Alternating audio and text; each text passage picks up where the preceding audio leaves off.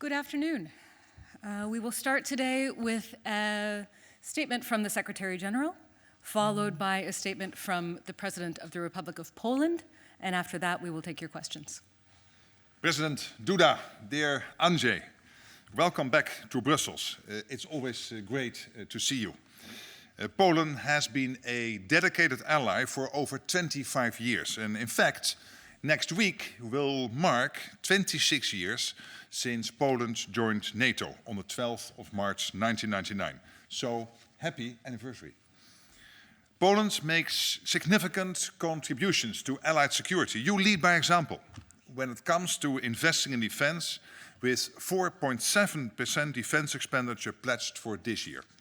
You host one of NATO's forward land forces, sending a strong signal of our readiness to deter and defend. You also contribute to the NATO multinational presence in Latvia and in Romania. And later this month, Poland will contribute to NATO's Baltic air policing mission.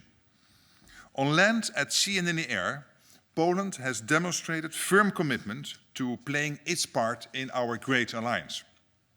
And your NATO allies stand with you. You also play a vital role in supporting our partner and your neighbor, Ukraine. These are uncertain times, and I know some may have concerns about NATO's future, so let me be clear. The transatlantic relationship and the transatlantic partnership remains the bedrock of our alliance. President Trump has made clear its commitment of the US and his commitment personally to NATO.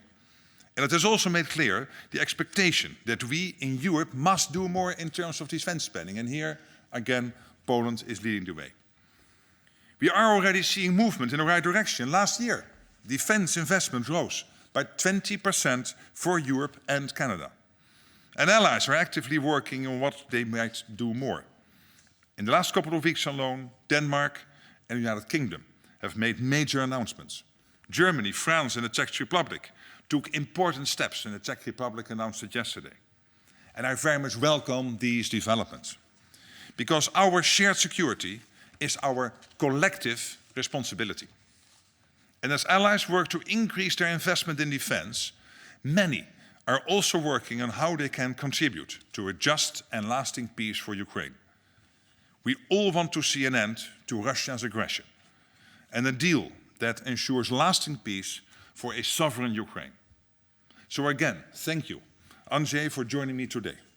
Thank you for Poland's steadfast support to Ukraine and your invaluable contributions to NATO. And now, the floor is yours. Bardzo dziękuję. Thank you very much, Your Excellency, Secretary General, ladies and gentlemen. First of all, I would like to express my deep gratitude to Secretary General for this meeting today, for this opportunity to have talks directly after the meetings I had in the United States in recent days and after my meeting with President Donald Trump. Before that, I also met his colleagues, Secretary of Defense, Mr. Hegseth, and also General Kellogg, Special Envoy of President Donald Trump for Ukraine. But first and foremost, we discussed today with Secretary General about the situation in NATO and about all the issues mentioned by Secretary. Thank you for your wishes on the occasion of the 26th anniversary of Poland's accession to NATO. That was one of the most important events which Poland has experienced over the last 36 years, starting from 1990 or 1989, when we broke free from the Iron Curtain. And today our membership of NATO is most important to the Polish people, especially given the current circumstances, when our security architecture in our part of the world, in our part of Europe, has changed so much. Speaking frankly, none of us, not only 25 years ago, 26 years ago, but even a couple of years ago, would have expected that we would be spending almost 5% of our GDP on defense. And this is the case today. We are the country which, looking at our GDP, is spending most on defense across the North Atlantic Alliance. And Polish people agree with it for one simple reason. All of them know that Russian imperialism is back, that Russia is attacking countries. Back in 2008, it attacked Georgia. In 2014, it attacked Ukraine, because in fact, that was when the war started. Minsk agreements and other efforts to calm down Vladimir Putin were done in vain. They did not bring results. And this is exemplified by the fact that in 2022, Russia launched a full-scale invasion of Ukraine, and this war is going on until today. So far, we have not managed to bring it to an end, which means that the threat is real. We can see it, especially in our region, on the eastern flank of NATO, in Poland, in the Baltic states, in Slovakia, in Romania, in the countries which have this war across their borders. So when we look at these countries, we can see that the increased defense spending in these states is considerable due to the perception of real threat. This is a threat felt by the people in these countries. Those countries are democratically approving the increased defense spending. However, there is one thing that we can be 100% sure of. If the entire NATO does not increase its defense spending, then unfortunately, perhaps Vladimir Putin will be willing to attack one more time, because we will have not enough deterrence. The thing is to make sure that NATO is capable of building strong enough deterrence potential, so that not only Russia, but no one else dares attack NATO countries, not only those which are close to Russia, but no other member state of NATO, because this is the core idea of the alliance, NATO at 360 degrees. We are mutually supporting each other in terms of building our security. And that is why 1 year ago, to commemorate the 25th anniversary of Poland joining NATO, I was invited by President Joe Biden to the White House. And on that occasion, I presented to President Biden, and also vis-à-vis media, I proposed that we increase defense spending in NATO by making a joint decision to the level of minimum 3% of GDP. At that time, this idea was perceived with a distance.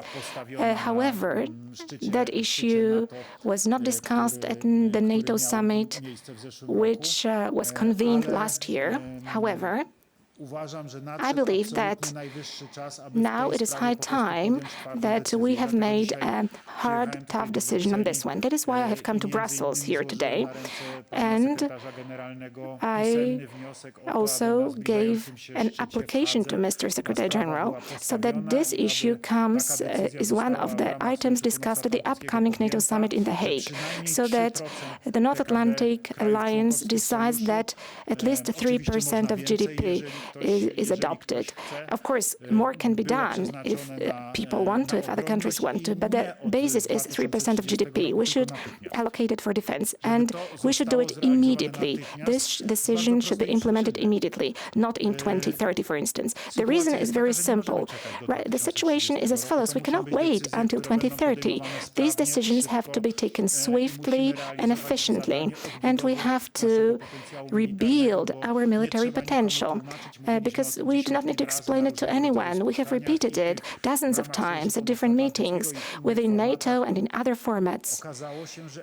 It has turned out that Europe is totally unprepared for a war threat. We can see that, as a matter of fact, back in the 1990s, some people thought that the history came to an end, that there would be no more war, and that our military forces could be almost liquidated, that we could remove ammunition from our storages, and that we could deal with other things. And then when we had to help Ukraine, when we had to provide Ukraine swiftly with armaments so that it could defend itself against Russia, it turned out that we didn't have anything on stock to transfer transferred to Ukraine. It turned out that all the ammunition that the European part of NATO has will be enough for a couple of days of war to defend Ukraine just for a few days. So this is something that we decisively need to change. In Poland, we immediately made a decision on this one, and that is why we are buying really in huge amounts armaments, military equipment from the United States and also in South Korea. The reason is very simple why we are buying from South Korea. Well, we saw that Korean partners are able to provide us with equipment which is very modern within a few months. Both K2 tanks, which we have already bought, as well as K9 howitzers, as well as Chungmu missile launchers. The deadlines were 1 year from the placement of order, but with other partners, they are giving us the time span of a couple of years or several years to deliver military equipment. Having said that, ladies and gentlemen, we have to rebuild our potential. So this is the major task, not only for Poland today, but generally for NATO, and that was the topic of our discussion also with Mr. Secretary General. So we also need to rebuild the defense industry in Europe. This is also one of the branch of our economy. This also generates jobs for the people. So let us use this opportunity. Let us give jobs to people. Let us make our economy stronger through spending funds on military production, because the times that we are living in tell us that this is not only necessary, but it is also indispensable. Ladies and gentlemen, thank you, Mr. Secretary General, for mentioning Poland's contribution to the defense of Ukraine. Yes, indeed. We are a country which, right from the start of the Russian aggression against Ukraine, especially the start of the full-scale aggression, is a route for providing supplies to Ukraine. So we are absolutely a background for Ukraine, not only in terms of logistics, but also we are supporting Ukraine in all other things, because Poland is the place where refugees from Ukraine fled to. We were the first country to which they fled, and also all the transports go through our country with humanitarian assistance, military assistance to Ukraine is transferred through Poland. And also, we are the ones who are taking a risk, unfortunately, every day as a state, as Polish people. We had missiles which interfered with our airspace. They also hit the territory of Poland. Two of our citizens, unfortunately, died, were victims of the explosion of such missile. Russian jets infringe our airspace and the airspace of NATO. And at least once a week, we have to scramble our jets of NATO, in order to protect our skies. So, as a matter of fact, we are shouldering this risk of war every day. Today, what we have to do is to bring the war in Ukraine to an end. But a very important thing is that the achieved peace is just and lasting. A lasting peace to us Poles means a peace which will never be infringed by Russia. This is the definition of a lasting peace for us, and this is what we care most about. That is why we stand ready to support Ukraine. That is what we are doing all the time. We are ready to join various missions of support for Ukraine, which will be proposed. However, I also encourage you to look at it in a reasonable way. So the conditions of the future ceasefire, hopefully peace, should be developed in such a way that we are able to reconstruct Ukraine. Keeping peace and order in Ukraine should be possible, and to have that, we need a Euro-Atlantic cooperation. That is why, in my conversation with Secretary General, we said what is of fundamental importance is to keep the bond between the United States and Europe. And we hope that this stalemate in the relations between the leaders of the United States and Ukraine will be overcome.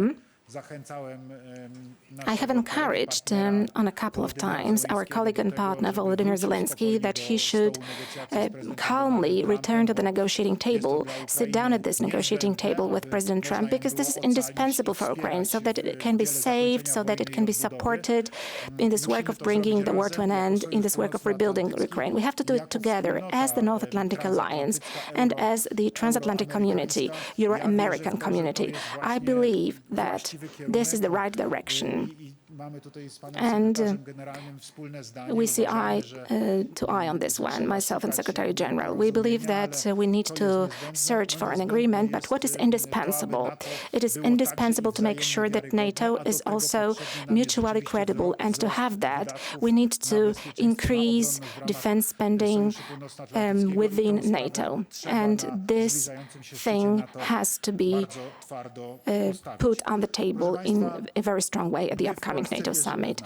Ladies and gentlemen, we in Poland believe in NATO. We firmly believe in this community. That is why I encourage Secretary General to come to Poland, also on the occasion of the 26th anniversary of Poland's joining NATO, because the presence of Secretary General in Poland also always stresses the NATO bond, the Euro-Atlantic bond. This is the North Atlantic Alliance, and people in Poland know this is the name of this alliance.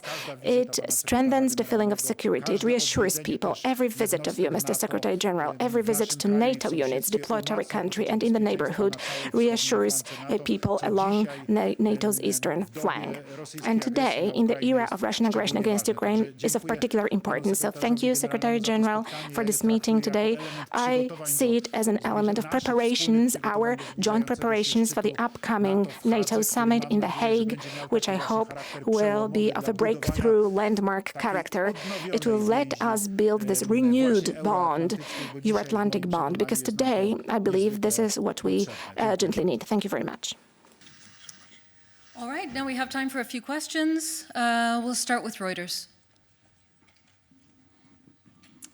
Andrew Gray from Reuters. A question to both of you. As you know, the United States in recent days has cut off military and intelligence support to Ukraine. How much effect is that having, if any, on NATO's support for Ukraine through NATO and the logistics base in Poland? And more broadly, what does that say about the coherence and the future of NATO as an alliance when the United States is working to weaken Ukraine on the battlefield and therefore strengthen Russia?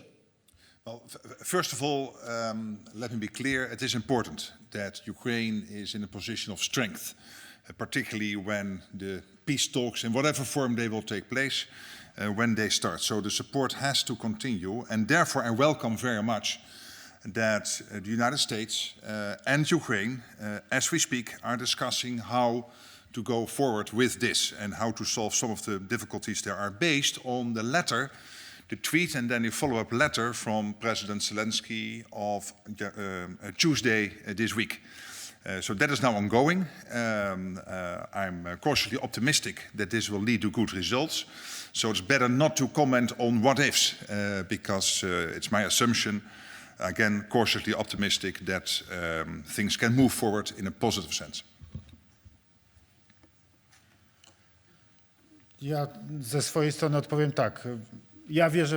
I firmly believe that this is just temporary situation in terms of relations between the United States and Ukraine. I believe that this is just a temporary situation which is connected with the stalemate in negotiations. If we wanted to make a comparison, we can say the following. If this is what happened in the Oval Office was an earthquake, right now we have got aftershocks. But I believe that this is the end, that this difficult situation is coming to an end, and that we will have what I said a few minutes ago, to which I also encourage President Volodymyr Zelensky, my neighbor, to return calmly to the negotiating table and to have a calm conversation with the President of the United States and generally with the United States of America, to talk about further support for Ukraine. And speaking about support for Ukraine, I do not only mean military support. I think about all types of support, also a very strong political support, also bordering with military support, so to speak, which also tends to be very effective in the world of politics. So there can be many solutions applied in this situation. That is why my approach is very calm all the time. These negotiations negotiations are very tough. I would say that we are seeing spectacularly tough negotiations right now, but I firmly believe that we are still in the negotiating process. And this is the fundamental thing for me. Now, in terms of Poland, as I said in my statement, Poland has supported Ukraine right from the start. We were the first country to send MiG-29 jets to Ukraine. We were the first ones to send more than 100 tanks, and today it's more than 360 tanks to Ukraine. We were the ones who sent hundreds of armored vehicles to Ukraine, and we did it when others were not sending any kind of assistance. So we have been helping Ukraine all the time. Also, thanks to us, this assistance can reach Ukraine every day, assistance from different corners of the world. If we could not receive this assistance, if we were not able to open our ports, our airports, our highways, railway lines, and railway stations, this assistance wouldn't have a way to reach Ukraine. The woman with the dark hair on the aisle here. Hello, Dominika Ciosici, Euronews. I have two questions. First to Secretary General.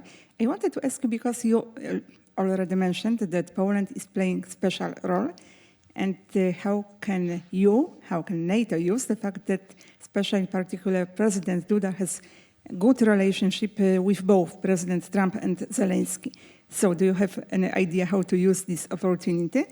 And my second question to President Duda, what do you think about the idea of sending Polish soldiers to Ukraine, even in peacekeeping mission? And if not, if you are not supporting this decision, why do you think that it is a bad idea? Thank you very much. Well, thank you for your question to me, and absolutely true that President Duda has been working closely with President Trump, like I did when I was Prime Minister of the Netherlands and the President as President of the Republic. Since 2016, early 2017, when President Trump started his first 4 years in the White House. And I think that's good that we have experienced leaders in Europe who can liaise easily with our colleagues on the other side of the Atlantic Ocean. In this case, was President Trump, and President Duda visited recently Washington. I was on the phone myself with President Trump last week. We hope also to visit soon here from NATO. So we take this step by step, but it is important that we dialogue, that we have these intense consultations between friends within the alliance. So I highly applaud that.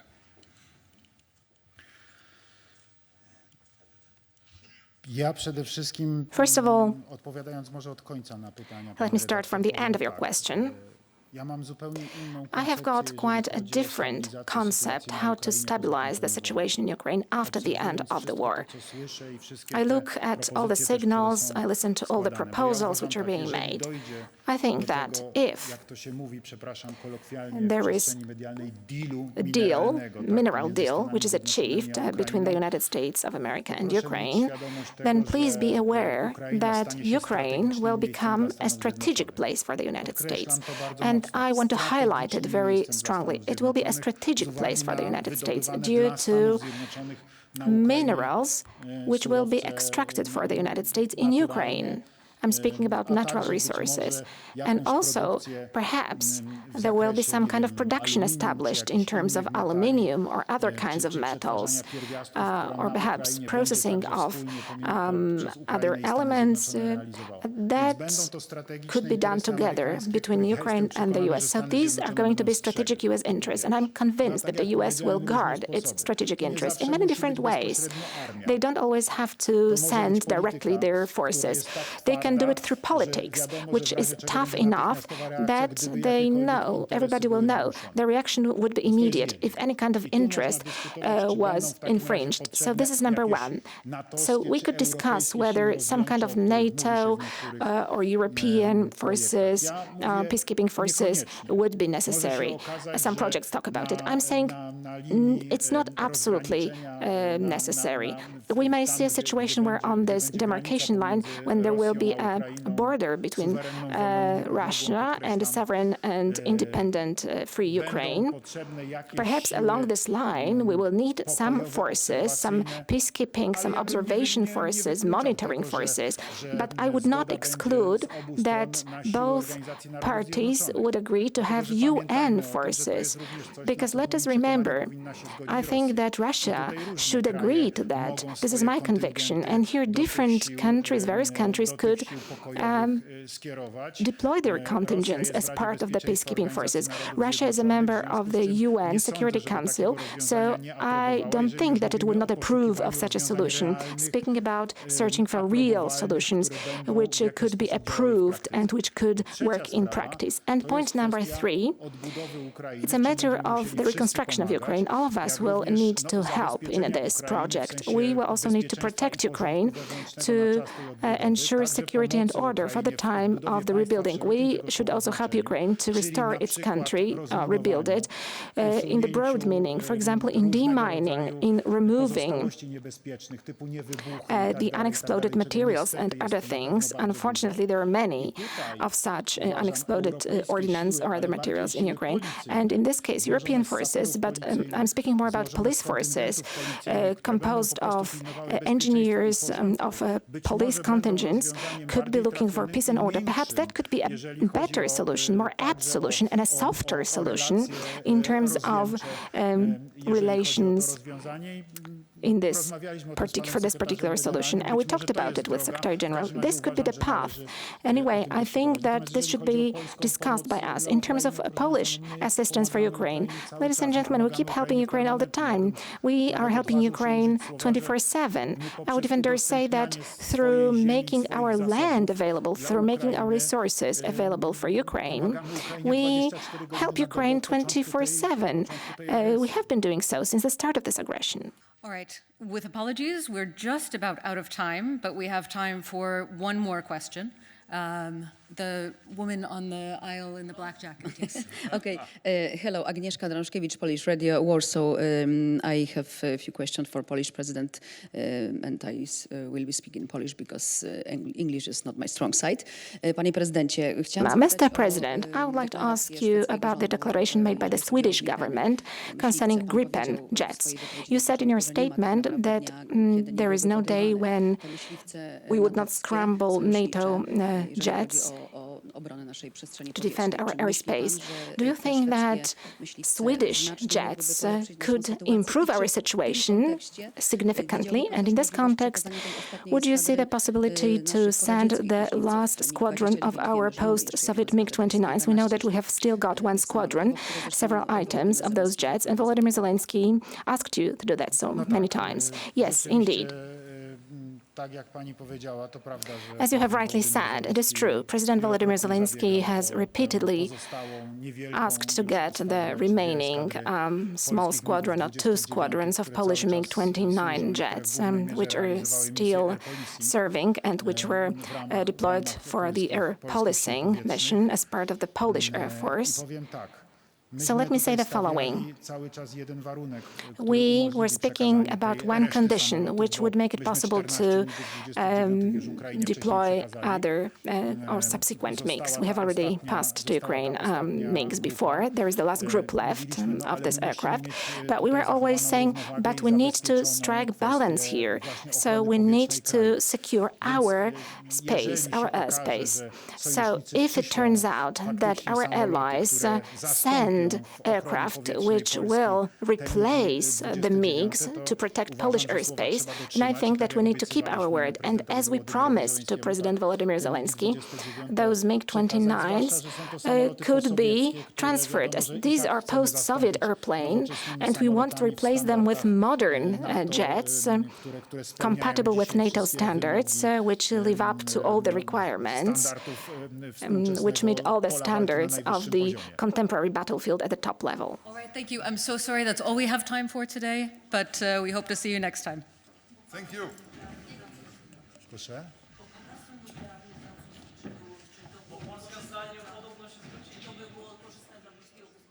Każdy parasol nuklearny będzie korzystny. Every kind of nuclear umbrella will be beneficial for Polish security. I don't have any doubt about that. Francja jest naszym sojusznikiem France is w ramach our Sojuszu ally in NATO. Więc jakby So współpraca z sojusznikiem w ramach cooperation Sojuszu with an ally Północnoatlantyckiego jest as czymś part of absolutnie NATO is something absolutely naturalnym. obvious and natural. Będzie pan jutro w Sejmie? Wysłucha pan podsumowania premiera Tuska, jeśli chodzi o...